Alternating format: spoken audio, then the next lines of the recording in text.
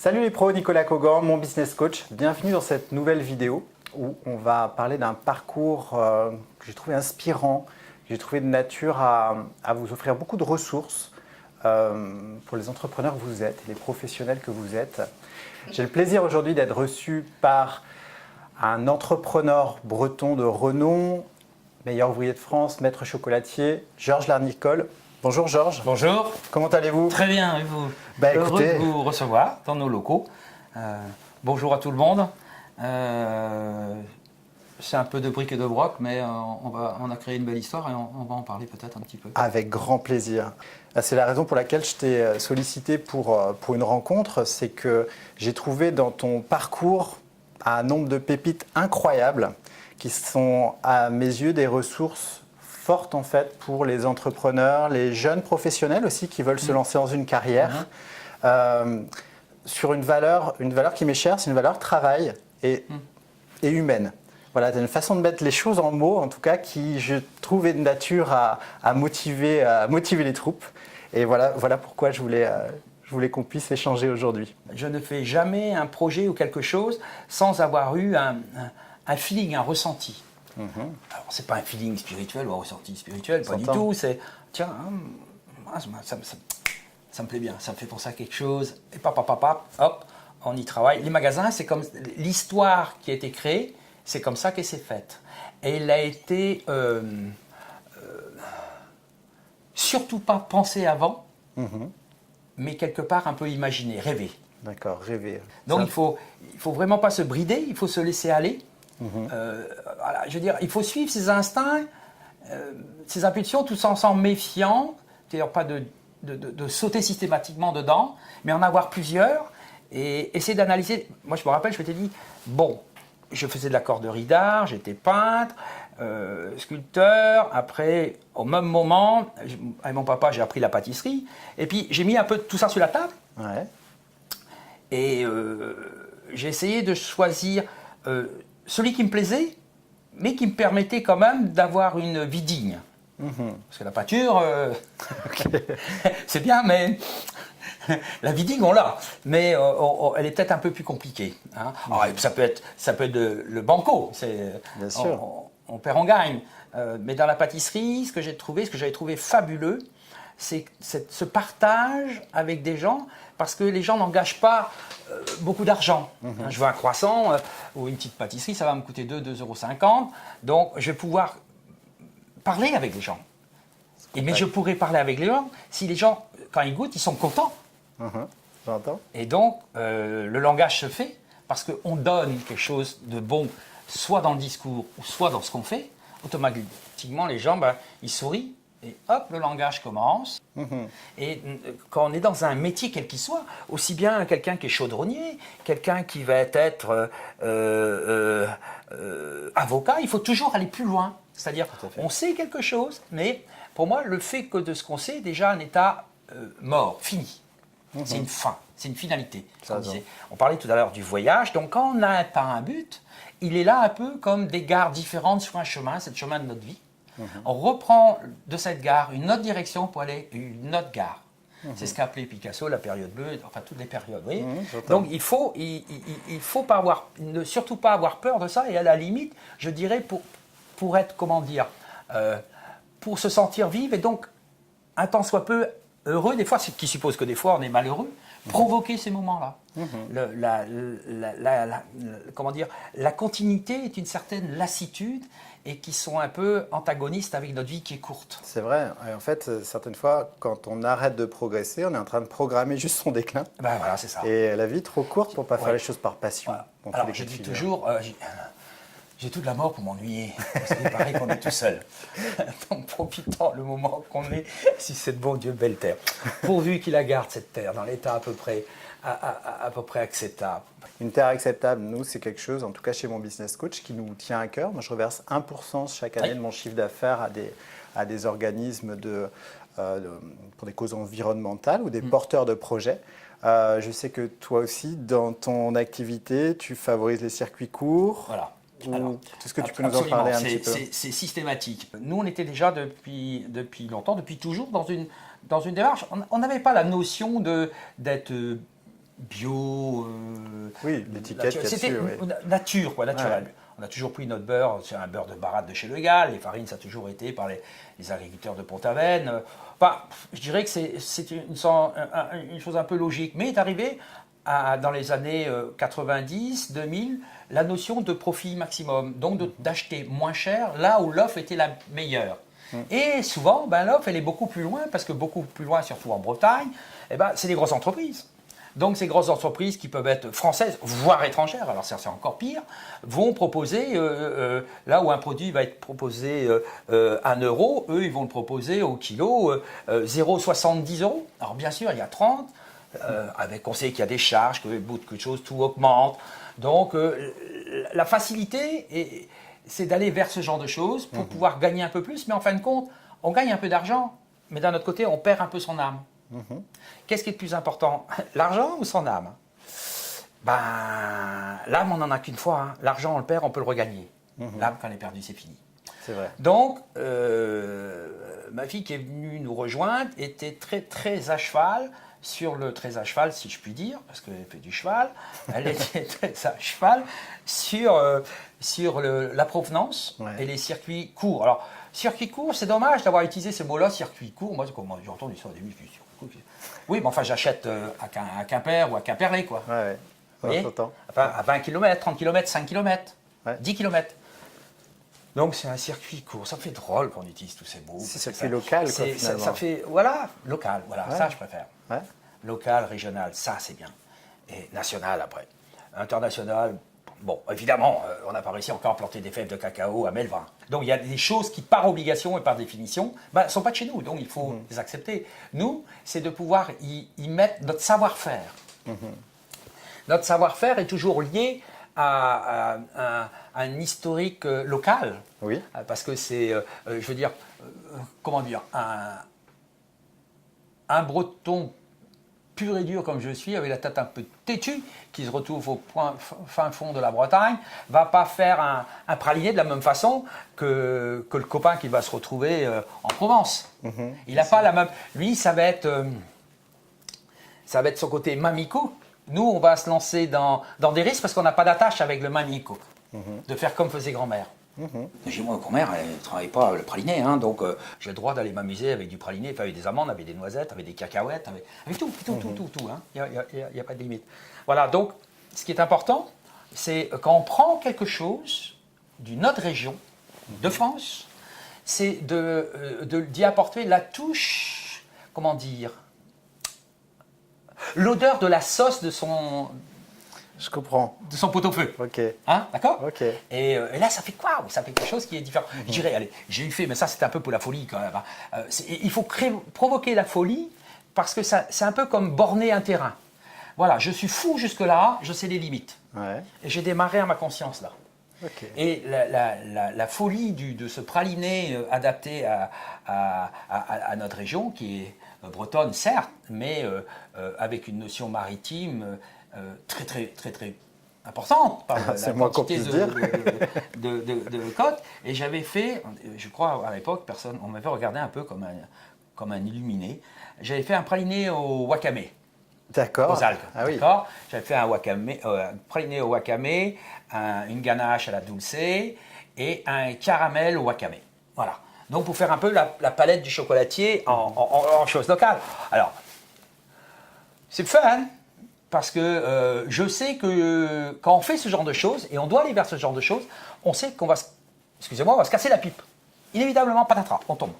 Et on apprend à être efficace dans le marché quand on est tombé plusieurs fois, parce qu'on va calculer vraiment ses pas, pour pouvoir les uns après les autres. On réajuste. Voilà. Et au bout d'un moment, les autres qui courent dans tous les sens, qui font des zigzags, vous avancez tout doucement, mais vous tracez vraiment quelque chose de solide et de bien implanté. Voilà. Ce serait à refaire. J'ai fait plein de bêtises, bien sûr, parce que on ne fait des bêtises que quand on fait quelque chose. Tout le monde le sait, mais c'est tellement vrai qu'on ne s'en rend plus compte aujourd'hui. Donc, faites des bêtises, faites des erreurs, bon Dieu. C'est ce qu'il faut pour vous dire, ce que je vous ai dit tout à l'heure, de borner le territoire. Ce n'est pas un territoire, mais mon chemin. Il faut que il faut vraiment que... Donc, il faut faire, tomber, et petit à petit décanter. C'est-à-dire qu'il faut que tu te challenges sans savoir quel est le challenge. Je me fais comprendre. Quand on m'a demandé comment mes meilleurs de France, pourquoi, comment vous y êtes arrivé. Je vais vous dire, je ne savais même pas ce que c'était un meilleur de France quand j'ai commencé. C'est idiot ce que je dis, mais c'est la sacrée vérité. À l'époque, j'étais artisan, j'étais cordier d'art. Et donc, par le fait de ce métier, où on était les seuls en France à faire à l'époque, j'avais le droit à l'époque d'aller à la chambre des métiers à Ploufragan. D'accord. Et donc, vous savez que vous allez faire une formation complémentaire, moyennant de petits pécules, c'est pas grand-chose. Il faut reconnaître une chose en France, c'est que la formation, elle est, je dirais, oui, je peux le dire, même si elle coûte un petit peu, elle est gratuite par rapport à ce que ça apporte. De payer pour une formation, aujourd'hui, je ne sais pas combien sont les formations, mais imaginons une formation d'une semaine avec 500, 600 euros, et voir le potentiel que vous pouvez en extruder.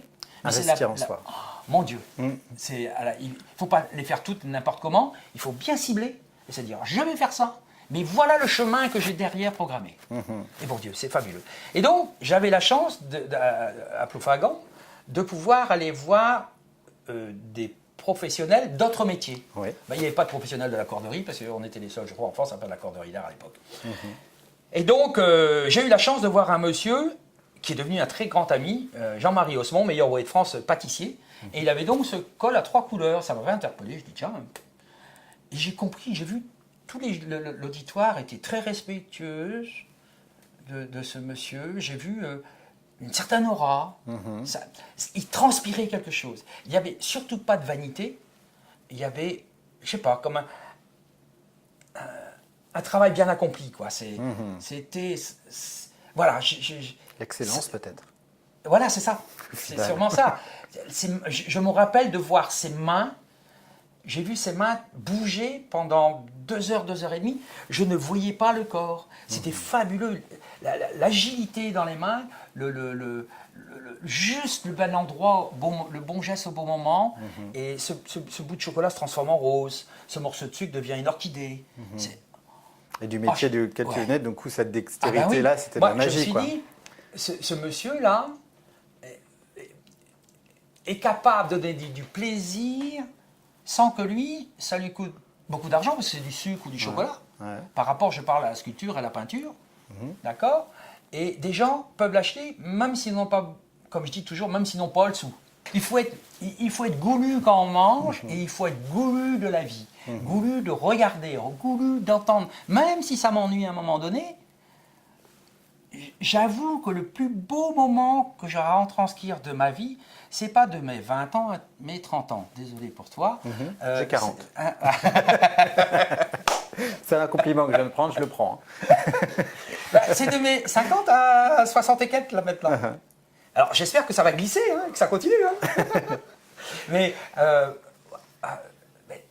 parce que je ne vais pas regarder quelque chose, puis pas ça c'est beau. Aujourd'hui, à 40 ans, tu dis « Oh, c'est beau, et puis il est bien, il avance bien, il est machin. » À 60 ans, il est beau, ça avance bien, et en plus, ça sent bon. Etc. Il y a quelque chose qui se rajoute à chaque fois.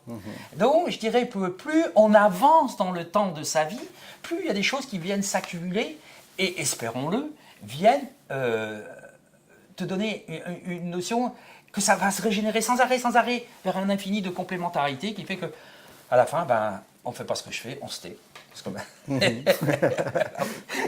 Excellent. Il n'y a pas besoin de compliments. Il y a tout simplement, un soutien par le sourire, le silence. Alors, de plus en plus, aujourd'hui, quand un jeune commence, ou un moins jeune, de toute façon, on est tous jeunes du moment qu'on apprend. Tout à fait. Quelqu'un qui a 70 ans qui apprend est jeune dans ce qu'il apprend, donc il est jeune. Donc, quand les gens font quelque chose et que ça ne va pas, parce que je leur ai montré d'une certaine façon, tu vois, c'est une façon simple, voilà, bon, le couteau tu le mets là, tu coupes comme ça tu vas le faire biaiser comme ça, tu vas le reprendre, crac, tu vas le ciseler. Si je parle de cuisine, si je parle de pâtisserie, tu fais attention quand tu fais ton mélange, parce qu'on a une matière blanc d'œuf, comprends, écoute, rentre dans le blanc d'œuf. Le blanc d'œuf, c'est du blanc liquide, et à l'intérieur, il y a de l'air, c'est ça qui le fait mousser. Donc, si j'appuie sur cette masse liquide de trop, je vais faire éclater la bulle. Et mon blanc va tomber. Quand tu expliques comme ça, par des choses visualisables dans l'esprit, c'est-à-dire qu'il n'y a pas besoin d'avoir une connaissance physico-chimique de la chose, elle est utile bien sûr, mais ça viendra après. D'abord, il faut attirer l'attention de la personne pour qu'elle ait envie d'être, et au travers de ça, elle se doit d'être concentrée. Quand la chose est délicate, il ne faut pas les prendre. Je dirais même des gens avec des doigts le double de moi ont une élégance et une délicatesse extraordinaires. C'est impressionnant. Tu as vu, hein, il y avait des gars, bon, c'est du solide, hein, c'est 1m95 bien musclé, mais ils te prennent avec la pince et puis ils te prennent un œuf qui est emballé, ils travaillent tous avec des gants, ils savent qu'il y a le problème de température, donc il faut réfléchir. Le chocolat fond, nos mains sont à 36 degrés, le chocolat liquide à 31 degrés. Donc il y a 5 degrés d'écart, il ne faut pas qu'il y ait une trace. Donc tout ça, c'est... Alors au début, ils sont là, et au bout d'un moment, ben, petit à petit, parce qu'ils sont tombés, ce qu'on disait tout à l'heure, de tomber, hop, ils tracent ton chemin, ils tombent, ils se rendent compte qu'ils ont fait une erreur. Qu'est-ce qu'il faut faire? Rouspéter? Surtout pas. Par contre, c'est comme ça. C'est la personne, elle a compris qu'elle a fait quelque chose qui n'est pas bien, comme tu lui as dit. Il faut qu'elle fasse le chemin inverse elle-même et se dise, oh, oui, bon. Ça me touche ce que tu me dis parce qu'un de mes premiers managers, c'était sur Lyon à l'époque, juste à côté des Halles. Et quand j'étais recruté, il ne m'a pas parlé. Il m'a fait juste ça. Tac, tac. On s'est rien dit de plus. Et j'ai appris énormément de ce bonhomme. Eh bien, si tu veux, quand tu fais... Donc la personne, il y a des culpabilités qu'on n'a pas vues. Donc tu ne pourras pas en parler en tant que formateur. Bien sûr. Mais la personne, elle le sait, c'est ça là. Du coup, elle va faire très attention, elle va guérir d'elle-même 3, 4, 5 problèmes, alors que tu n'as rien dit. Tu n'as rien dit. Et il se sent en confiance, parce que quelque chose qui désarçonne les gens, c'est qu'on se pète, quoi. Alors je l'ai fait pendant longtemps, pendant de nombreuses années. On travaille beaucoup, on est fatigué, on est sous stress, sous pression. Il faut payer, payer tout le monde, payer les crédits, ce genre de choses. Donc il y a un stress. Au bout d'un moment, je me suis rendu compte que non seulement ça ne servait à rien, en plus moi je me dégradais de l'intérieur, je parle de l'esprit, que les gens autour de moi, ben, je ne les rendais pas forcément heureux. Et petit à petit, avec le temps, je vous rassure, ça fait quand même un moment, hein, au fur et à mesure, avec le temps, on se rend compte que le vide fait exister le plein. Le silence et le regard en disent bien plus que des mots qu'on ne contrôle pas forcément, parce qu'on n'est pas des littéraires, on est des opératifs. Donc le langage n'est pas notre creuset, et le geste l'est. C'est pas exprimé que j'ai besoin. J'ai besoin que les gens ressentent, ce qui n'est pas pareil. Les gens ne retiennent pas ce que tu leur dis, ils retiennent les émotions que tu leur as données. Ah, c'est sacrément. Ouais. Et là, aujourd'hui, en fait, là, on parle finalement de ta belle unité de production. Je peux appeler ça comme ça, c'est plus noble que ça, je crois. Mais, parce que je voulais te parler derrière, après, tu vois, de ton réseau. Tu n'es pas complètement initié, mais bon, c'est pas grave. Alors, oui, c'est... Ah non. Tu as fait une bêtise, tu n'as pas dit. Je me suis rendu compte en le verbalisant. Alors, c'est tout simplement, je travaille avec quoi? Des hommes, de la matière première et tes mains. C'est les mains. Notre métier, c'est quoi? Un esprit pense à une recette, pense à un design, et la main exécute. L'esprit et la main. Mais l'esprit sans la main ne sert à rien. D'accord. La main est le compagnon. C'est l'ouvrier. C'est ça. Ça, on parle d'ouvrier. Voilà ce que c'est un ouvrier. Ça. C'est 10 doigts. 10 doigts. Oh, bon Dieu. J'en ai 9, je sais faire aussi. J'en ai 8, je sais faire aussi. Parce que là, mon esprit va prendre le relais sur 1 ou 2 doigts que je n'ai plus. D'accord? Ça s'appelle une manufacture. On est des artisans, mais aujourd'hui, ben, j'ai 170, 180 personnes qui travaillent avec moi. La moitié est en production et la moitié est en la vente. Ce sont des compagnons, ceux de la vente aussi. Et sur la vente, comment ça fonctionne? Je te coupe la parole, mais là, du coup, tu as un très beau réseau qui est construit avec un maillage géographique. Tout à fait. là, tu ne peux pas juste les regarder et te taire. Est-ce que tu as comment dire, une équipe derrière toi? Tu as délégué une partie sur l'animation? Tout à fait. Alors, j'allais dire que ça fait longtemps que ça a commencé, mais à chaque fois, comme on rajoute des choses, si tu veux, j'ai toujours l'impression que c'est nouveau. Donc aujourd'hui, j'ai 2 personnes, deux de mes directeurs, parce que j'ai 5 directeurs aujourd'hui dans l'entreprise. Enfin, 2 de mes directrices, parce que, je ne sais pas si je dois le dire, on n'a pas la parité dans l'entreprise. On a 70% de femmes. Et personne ne m'embête. J'adore travailler avec les femmes. Il n'y a pas cette démarche conflictuelle, tu comprends? Et donc, il faut répondre à ta première question sur le réseau. Et donc, elles vont régulièrement, là, ils étaient la semaine dernière, sur les magasins de Normandie. Ok. Il y a 15 jours, 3 semaines, elles étaient sur les magasins parisiens. Très bien. Donc, hop, hop. Et puis après, bien sûr, elles notent tout ce qui ne va pas. Alors, il y a plein de choses qui ne vont pas, comme je leur ai dit. Je dis, il faut parler aussi des choses qui vont. Hein? Donc on leur dit des choses qui vont, et on leur dit, voilà. Alors on ne va pas dire, ça ne va pas. Bon, allez, là on va changer un peu de stratégie. C'est mieux de dire à quelqu'un, ce que vous m'avez fait là. Hein, et vous n'arriverez à rien parce que les gens se bloquent. Ça, c'est quelque chose. Alors ça, c'est un exercice qui est très très dur. Tiens, faut peut-être l'essayer avec ses enfants d'abord. Ça résoudrait beaucoup de problèmes. Avec son épouse, avec son époux, pareil. Et donc, tourner la chose, faut pas que la personne se sente directement concernée, coupable, guilty. Et au travers de ça, leur laisser également une autonomie. C'est-à-dire, c'est une autonomie contrôlée. C'est-à-dire qu'il faut y aller. Il vaut mieux y aller ponctuellement. Avant un événement, par exemple. Alors là, ils ont été beaucoup avant Noël, beaucoup avant Pâques, à tourner sur la France, pour les assister, mais surtout pour, comment dire, c'est un peu comme avant une course sur un hippodrome. Ben, juste avant la course, on contrôle que les fers sont bien, voilà, il a été bien nettoyé, de se sentir bien pour courir. Ben, c'est un peu pareil. Donc ça leur donne cette impression-là, et en même temps, ils ne s'en rendent pas compte, mais on travaille sur du fondamental. On revient toujours au même, les fondamentaux. Tout à fait, tout à fait. Alors,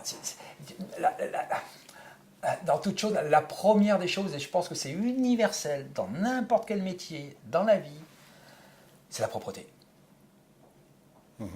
C'est tout bête, la propreté. Ouais. Mais la propreté, c'est la propreté physique qui engendre, un tant soit peu, une propreté mentale.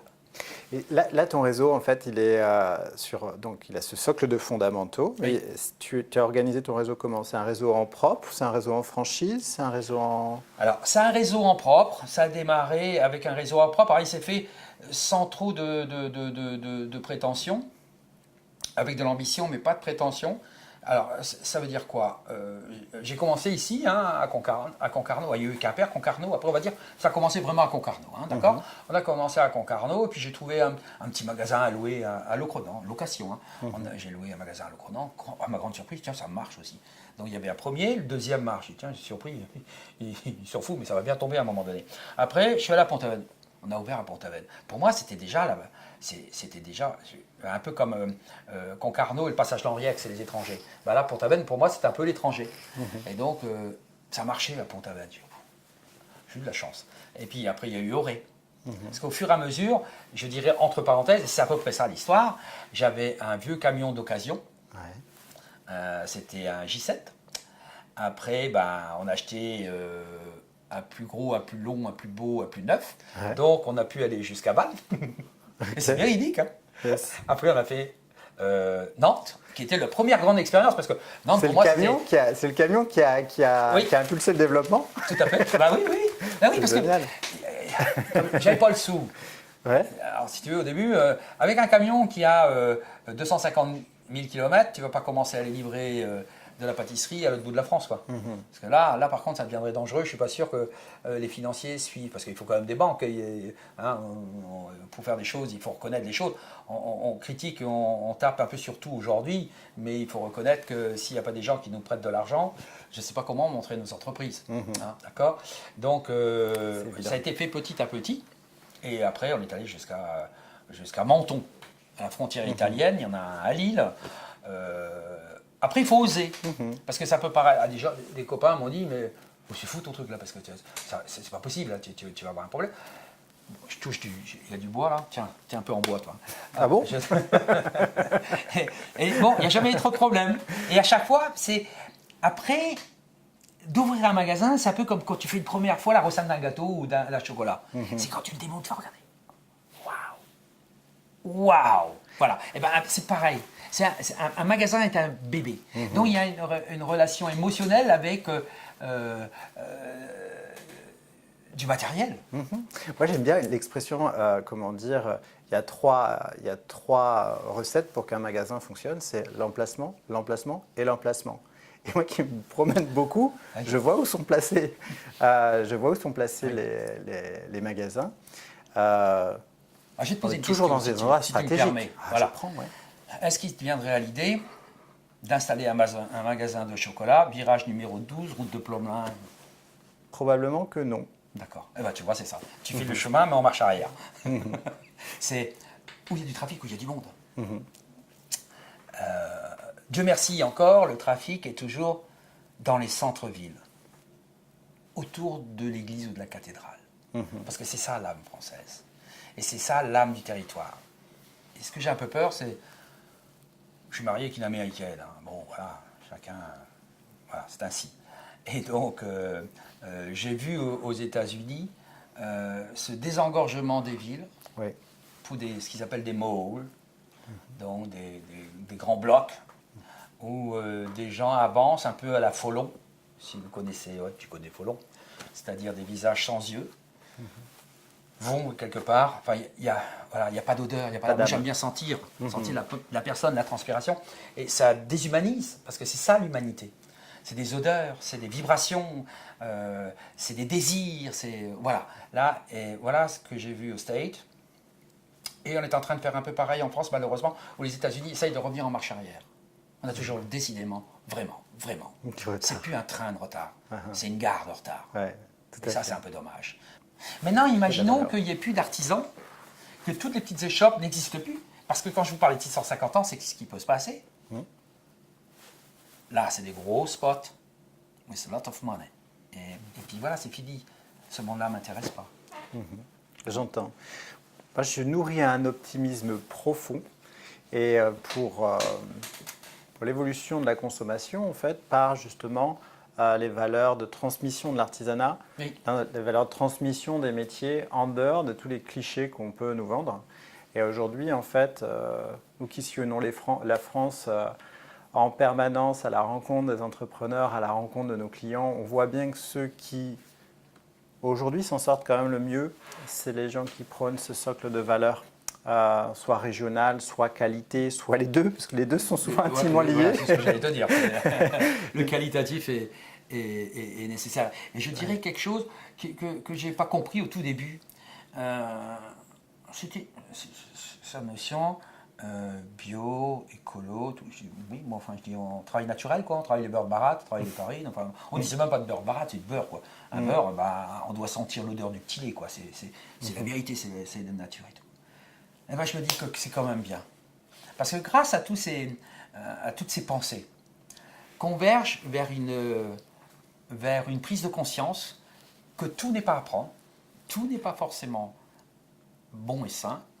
Ça suppose, indépendamment des publicités, bien sûr, qui sont un peu mercantiles, de se faire sa propre analyse. Oui, bien sûr, c'est tout à fait honorable, mais de faire sa propre analyse et se dire, voilà, qu'est-ce que je veux pour mes enfants demain? Qu'est-ce que je veux pour me sentir bien? Donc cette notion un peu écologique nature, je dis qu'aujourd'hui, oui, c'est une bonne chose qu'on ait eu enfin des jeunes qui ont aidé à porter ce courant pour qu'on prenne conscience, nous les vieux, que ben oui, c'est vraiment une nécessité. Voilà. Et ça, je pense que peut-être ça pourra nous donner, pas pour ma génération, mais les générations futures, on est passé près de la catastrophe. On est d'accord. En tout cas, moi, je te remercie sincèrement et chaleureusement pour le temps accordé. J'espère que derrière la vidéo, derrière votre écran, Vous aurez trouvé beaucoup de valeur. Vous aurez compris qu'en fait, là, on parle beaucoup de conscience, finalement, conscience professionnelle, pour nourrir ce qu'il y a entre les deux points qu'évoquait Georges tout à l'heure. Voilà, mettez-y du bon contenu et il y a une bonne conscience, en tout cas, de ce que vous poussez pour vos clients, pour vos salariés, pour ce que vous mettez dans votre assiette également, et de la manière dont vous allez livrer ça en termes de transmission à vos employés, vos enfants. Voilà. Je pense qu'en fait, c'était vraiment un entretien qui était riche de sens. C'était vraiment une volonté de pouvoir vous livrer ça. J'en ai découvert des nouvelles, des pépites avec toi et je te remercie vraiment chaleureusement. C'était un plaisir et il faut du plaisir pour être heureux. On est d'accord. Je vous retrouve dans une prochaine vidéo et je vous dis à bientôt. Au revoir.